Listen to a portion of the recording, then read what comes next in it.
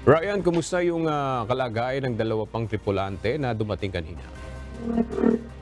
Maayos naman ang kanilang kondisyon bagamat nagtamo nga ito ng mga major injuries sa kanilang mga katawan.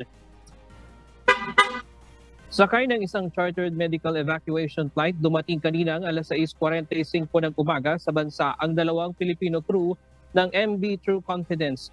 Ito ang dalawang natitirang Filipino crew na nakasurvive sa pag-atake ng mga rebelding Houthi noong March 6 sa barkong sinasakyan nila sa Gulf of Aden. Agad silang sinalubong ng dalawang ambulansya para dalhin sa ospital kung saan ipagpapatuloy ang kanilang gamutan at pagpapagaling.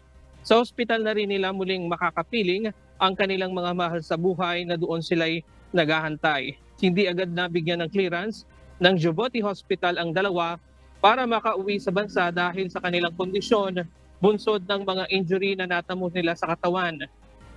Ayon sa Department of Migrant Workers, nagkaroon ng fracture sa paa ang isang crew samantalang nagkaroon ng sunog sa katawan ang isa pa.